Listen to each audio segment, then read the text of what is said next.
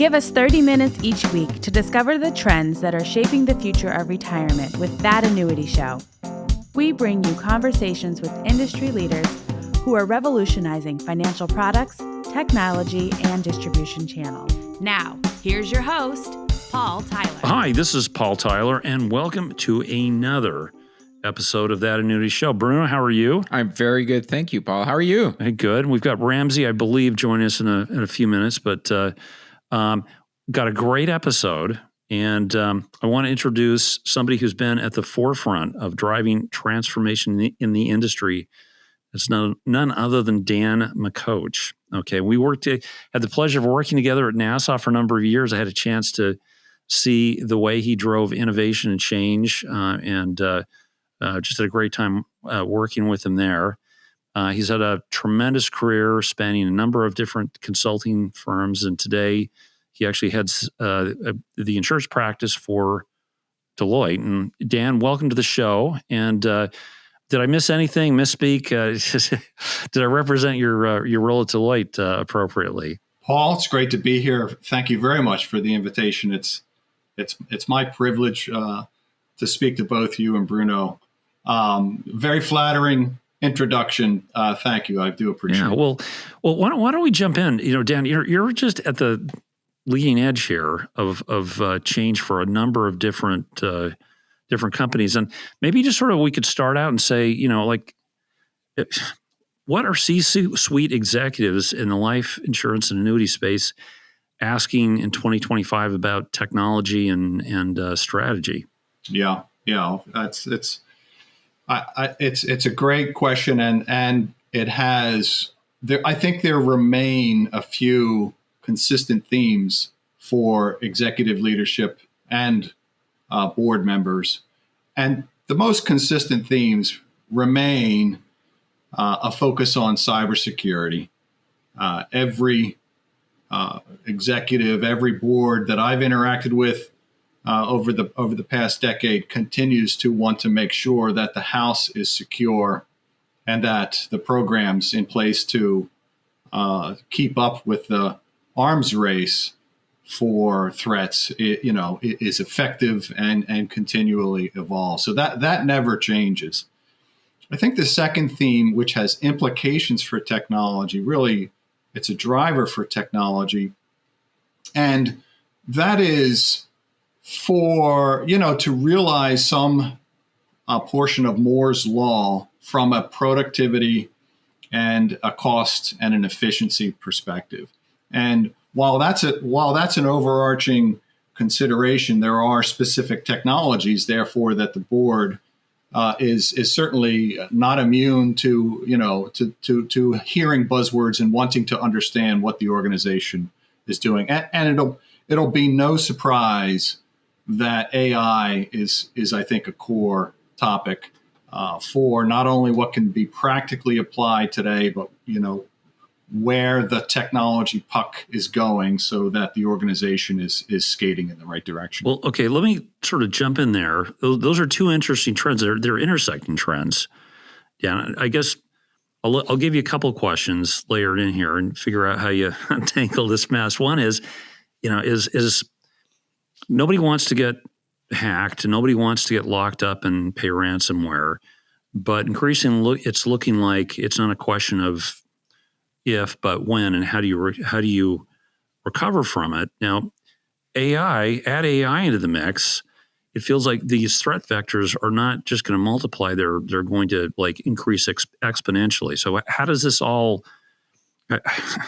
If you're in charge of protecting the company, how do you do this? How do you start to approach a problem like this? It is not easy, and it's even more complicated as the trend over the past few years has realized the completion of, in many cases, outsourcing arrangements. There have been at the end of 2023 and through the beginning and most of 2024, there were several examples where third parties were the responsible parties as the vector for the intrusion. And in one case, one of the most name brand LNA carriers lost access to their core systems for a full 30 days over a ransomware event vectored through a third-party provider. Yeah. So, again, at least one major event which had implications for downtime almost exceeding 30 full days for core systems. That threat in the form of a ransomware event came through a third party. And, you may think that having focused on the contractual terms and the penalties and the SOC attestations that you've done your job. But the fact of the matter is you have to physically probably be on site on some frequency, physically understand the procedures and protections and possible, unknown exposure points. Perhaps you are even hiring your own third party for threat analysis. So it's it's a real challenge as the trend for increased outsourcing and applications and capabilities as a service is only accelerating. Well, it's an interesting time. I mean, maybe we'd a little depressing if you're charged with being charged with cybersecurity. It's an incredibly tough job to do. But maybe we transition to something a little more pleasant. Like, tell us how the technology is improving. I think AI is certainly promising to change a lot of things about the way we code our systems, the way we interact with our service areas, the way the agents may interact and engage with customers. I think there's a broad context to set here before we dive into specific use cases. I think it's fair to say, and it's really fascinating, that the hardware and chip race, the infrastructure war, has been metaphorically eating the war, right? The data centers and their huge impact from both a physical footprint and energy consumption, that was at our every providers and technology companies forefront for a long time. Then, of course, a kind of Sputnik moment happened, right, with DeepSeek's explosion and availability on the market. So, it's going to be a fascinating. That is an event that caused ripples that may, in fact, spur further innovation and change the whole paradigm for just how expensive and resource and capital intensive this is. So it's going to be interesting. We all have to track that. It's going to be interesting to see how that plays out. I think there are 2 or 3 topic areas to discuss here for AI's impact. The most productive, solid, attestable impact that we are seeing, that I am seeing, is in the area of IT productivity, developer productivity. And there are 3 or 4 areas where clients are very actively taking Deloitte's assets and tools and accelerators and directly applying them for productivity. Certainly, AI applied to, broadly speaking, requirements automation, right? So we have tools and capabilities that ingest a variety of formats today, even video, if the client has such documentation, and can spit out, broadly speaking, BRD's requirements. And then, of course, you're often running into automating those into stories and epics and flowing into the development process. The second topic, which is a very real capability, is taking the same outputs from an agile perspective and auto-generating or at least producing starting point code.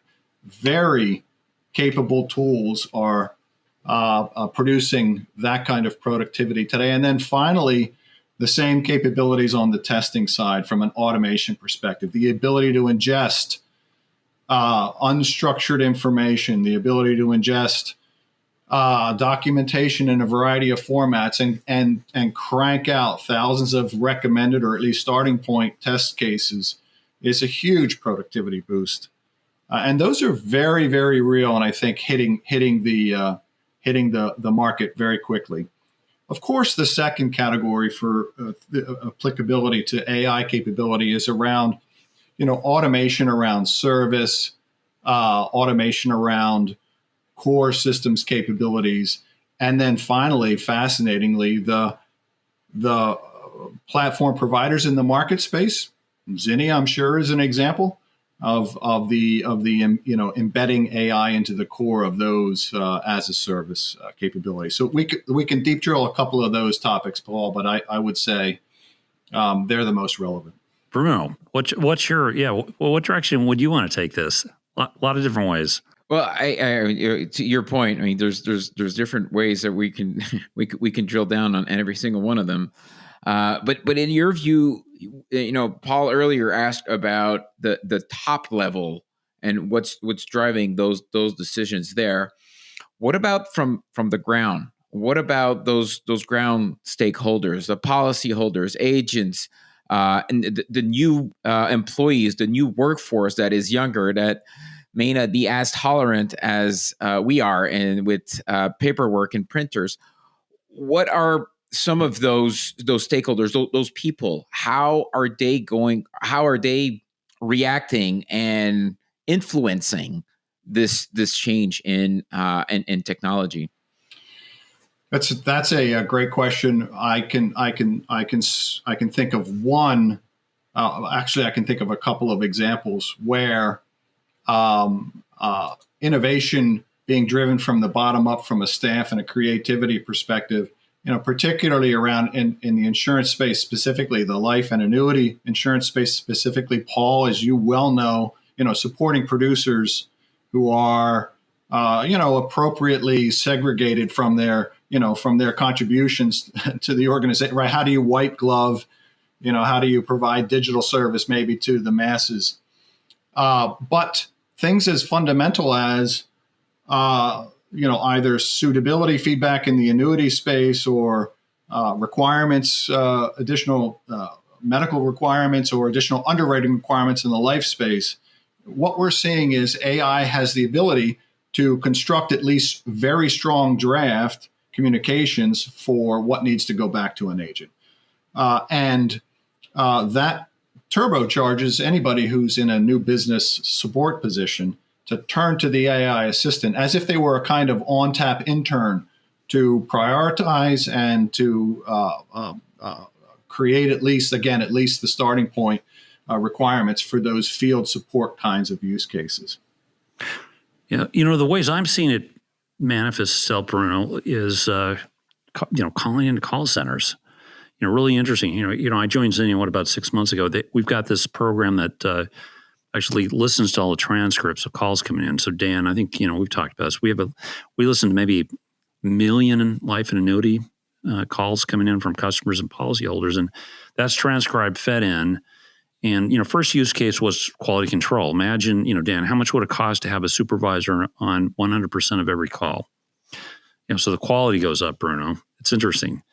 Now, the next level is based on these questions. They said, 70% of these are basically, can you send me a form? Can you answer a balance question? And we've started to kind of roll in these calls where, now, wait a second, you don't have to sit and wait for 20 minutes, for most of your stuff. Oh, that's interesting.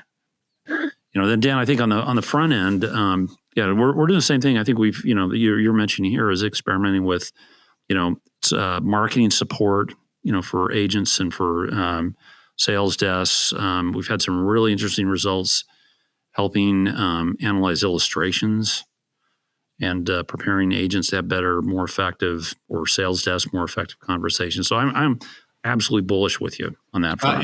Good point. I think, the intersection of having somebody exercise an option for self-service, has a certain change challenge to it, right? And of course, even given the option, hey, you could, instead of talking to somebody, you can, press a button or click something on your computer and get some, even that has a change implication, where you've got to get users over that hump. But on the back office, to have the ability for a service provider, instead of opening up a policy, literally opening up the policy and turning to page 19 to figure out, what are the waiver what are the waiver terms and how do I explain this, right? So all of that is, and I've seen, very concrete examples of this successfully ingested, and they can be those terms can be rapidly queried and supplied to the service person. So they're not literally opening a PDF, waiting for that open, paging to the right page, et cetera. So there are tremendous productivity boosts for back office service providers. Yeah, no. The one constraint at every company that I've worked at, Dan, I'm sure it's the same with you and Bruno, is, well, we'll invest in that, except that we've got this huge technology debt on our back end. And Dan, you kind of alluded to that earlier around how much it costs to recode these systems, and the opportunities that AI presents itself. This could be a game changer, right? If we change the whole economics of converting blocks of business or talking to old systems, how fast will that change the calculus for CIOs or COOs as they make some of these investments into the future? Yeah, I think that change is imminent.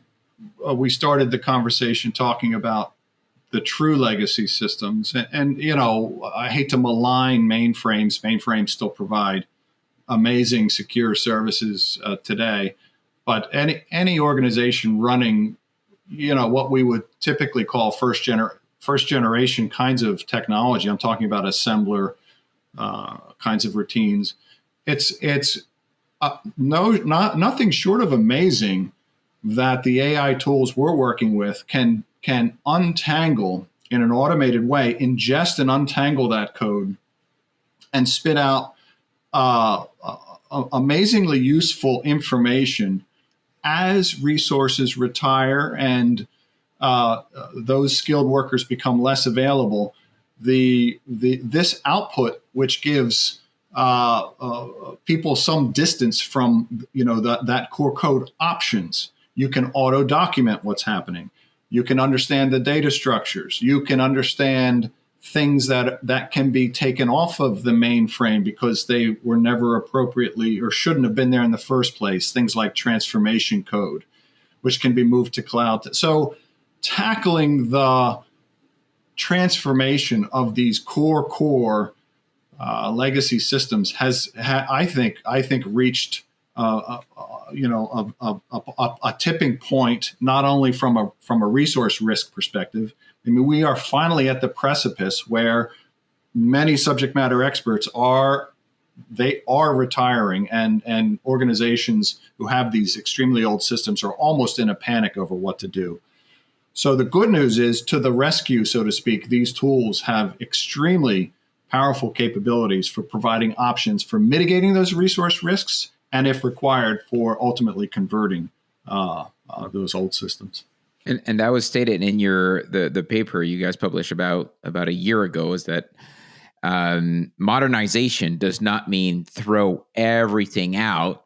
It just means add on or use those extra tools to make them better or adapt better for the future.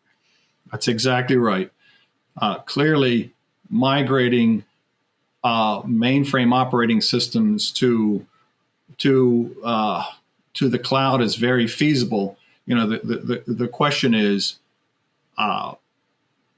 the question you have to answer is, should it all go, or should we mitigate it before we put it there, so that we only leave behind or only put into the cloud the most core, difficult things that we can untangle in the short term. And that's a much more efficient lift and shift than moving the entire system. Yeah, well, what I found, I mean, Dan, I'm amazed at how good these LMs are at writing code. Now, I do think the ability is it's got to be, it almost feels directly correlated with how much code is actually open source, available on GitHub for these things to read. So languages like, React, Java, Script, they're awesome. Node, Node.js, great. LangChain, Llama Index, some of these new frameworks, not so good especially when they change every couple of months. COBOL, now most of these systems are written in COBOL, and I've heard mixed things. I've heard people saying, "Oh, we're getting good results," and I've heard people say, "Not so good," because none of this COBOL is open source. Nobody shared their code. I mean, what's the real truth here? COBOL, I think it's, I hope we're not differing, but for the most part, many, and maybe that's too many, but several of the tools are very faithful at direct conversion to either a pseudo code language from which you can then make decisions. Should we take it to Java? Where else? .NET. Where should we go with it? Or, which is very valuable in itself, right? Sort of a natural language understanding of the structure of the code. Or COBOL to direct conversion to Java is certainly can be done with accuracy and integrity for at least a decent minority of the better tools out there. Interesting. You mentioned DeepSeek, and I think every time we think, these are the rules and these are the constraints around AI, something comes along and blows it apart. I mean, from your perspective, why was that news? Well, it was news because how much capital has been spent over the past, let's say, decade by NVIDIA, by OpenAI, by Microsoft, by Google, to put up models that apparently the entrepreneur in China did for reportedly a fraction of that and in 2 years. Now, DeepSeek is perhaps not as completely robust, but the fact of the matter is that there's innovation in the way they approached it that is having an impact. And as I said, earlier, it has been a real concern, the resource impact that data centers and the computing requirements might have had on the adoption of AI might have had on the environment broadly speaking. Not to even mention the capital required. So this is DeepSeek, I think will certainly cause at least a revisit of those assumptions on those costs. Like on that point, I mean, we all, and that's not an industry I follow closely, but it does seem like every single day there's a headline of $1 billion of investments, by one of those giant tech companies. If they do those investments, by definition, they're expecting some return on them, and it like the life and annuity space would be a natural avenue for them to seek to adapt and to present those technologies, those platforms. Have you seen any of that type of movement or any sort of really tangible platforms coming in and adapting to our industry? Yes, absolutely. As I said, I think there are three or four domains for capability, efficiency, and adoption of AR that are on terra firma. Again, developer IT productivity for the reasons I went through earlier, from requirements all the way through testing, and Deloitte. Not to advertise here, but among other competitors of ours, we have very capable, very proven tools in this space.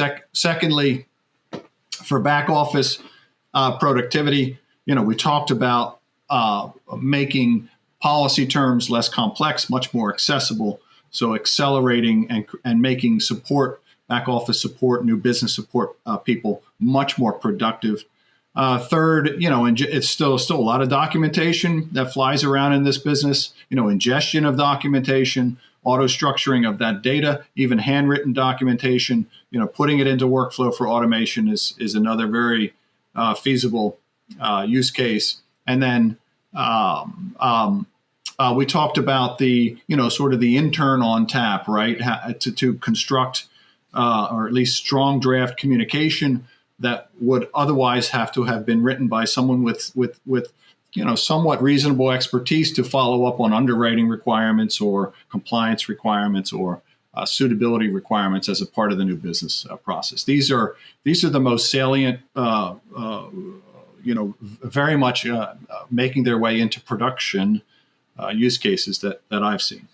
Yeah, one of our clients, shared with us, Dan, how their workflow works on their insurance sales desk. It looks like a electrical diagram. I kind of step back and look at that and say, I actually, because I'm such a nerd on this stuff, photocopied, blew it up. It feels like half a wall to see this thing. I'm thinking, well, step one is, could a lot of these steps just be replaced by AI agents here? How hard would it be to spin up a compliance officer, an agent that is just, reviewing the suitability, right?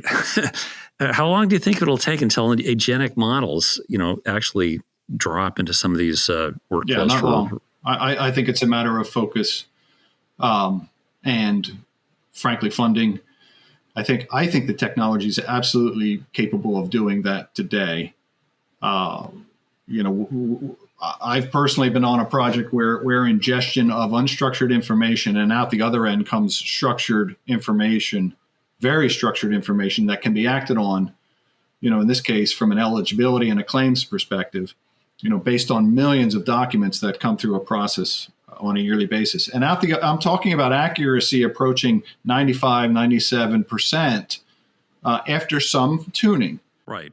Intercepting the fairly well structured information that typically comes in on PDF forms for annuity applications is absolutely a doable use case. Yeah. Okay. So I know we're close to the end of the time, but I want to push us to the next frontier, quantum computing.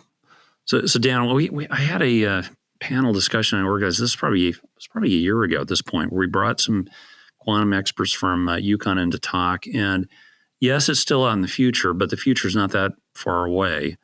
So I guess my question to you is, at what point will quantum computing actually be a tool that insurers can actually use, and what does that do? That's a whole fascinating topic, Paul. From what I can tell, and based on some of our own research, this may be sooner rather than later. I don't think it's a 2-year horizon, but it's a probably reasonable bet that some computing capability is in the 5, 8, maybe 10. But 5 years is, I think, something that we should be respecting from a time frame and planning for. And of course, the availability of quantum computing is a complete threat to most of the encryption standards that are in place today. All organizations, not just but especially insurance organizations, need to be thinking about what is the impact if this encryption can be cracked that we're relying on today, possibly 4, 5, 6 years from now. That's not a lot of time. What are we going to do? Yeah, well, we're near the end of the time. Bruno, do you have a final question or a thought you'd like to put on the table? No, very exciting times. And I think that for my entire career, like technology and advancements have always been kind of buzzwords, things to talk about. I clearly feel there's a new win, like not just a new win, like a shift in real actions taking place. So no, thanks for confirming this and discussing more in depth. Hey Dan, I've a question for you. It's a question, I don't know, this is kind of a meta question, but if we had CEOs and CIOs listening to the show, what are the questions they should be asking themselves or their organizations this year? Yeah, I do. Again, I do think what they should be asking is, how do we make IT and the people who produce tangible results for technology, how do we make them more productive? And AI is ready for that challenge now. And I think every organization out there should be running proof of concepts for developer productivity and a better developer and tester and quality experience using these tools. I think the second point, we talked about service. At the intersection, and we talked about experience, broadly speaking, at the beginning of the call, today the product is the experience. That's the paradigm shift. And one of the key things that I'm seeing, that we're seeing, is this concept of a truly sort of stateful experience, which has extensions for AI. And by stateful, I mean, when you come back either as a producer or a customer and you've started a process, or you 3 months ago, you put in an application for a life product, and today you're interested in a different, perhaps a different product or a different set of advice. From a digital perspective, every insurance company is working on how to bridge that stateful knowledge to say effectively, hello, Mr. Client or Mr. Producer. Thank you for coming back. We know exactly where you left. You applied for, we can re-leverage, the 150 questions you already answered to accelerate your interest in our annuities. Let me put a packet that. So statefulness across time, so that during each interaction, we understand who you are, and statefulness across products, so they have a more holistic experience. Now, that's very doable today with digital technology, but we need to think about how can AI have an interactive conversation around what the organization already knows about you as a customer, and what the organization already knows about you as a valuable producer. No, that's really interesting. I mean, I think it's almost like the interface of the future is not going to be a browser necessarily. It's going to be almost a chat interface. And yeah, the minute I come back there, Dan, memory, I'm thinking of ChatGPT, memory updated. who I don't have to tell it about the problems I've had, or the conversations we've had, or the conversation history is uploaded. It'll be different. This is just going to be a whole different way of thinking and architecting an organization. Absolutely. Yeah. Well, listen, Dan, thanks so much for your time. And Bruno, it's great to have you here. Dan, if people want to reach out or get in touch with you or Deloitte, what's the best way? Certainly find me on LinkedIn, and there's a connection there. That's probably the most efficient way to get to me right now. Yeah. Okay, good. All right, listen, thanks. And thanks for our listeners. Be sure to like us, leave us comments on iTunes if you're listening there. And most importantly, come back to us next week for another great episode of That Annuity Show. Thanks. Nassau Financial Group is always working harder to be your carrier of choice. We build products that help protect people's savings and are dedicated to providing you with best-in-class service. We seek to keep things simple and have your back in the years to come. Nassau is headquartered in Hartford, Connecticut. Learn more at nfg.com. Zinnia, an Eldridge Industries business, simplifies insurance. It delivers comprehensive solutions for the industry's most critical needs and creates the modern rails of the insurance industry. To learn more about Zinnia, please visit zinnia.com.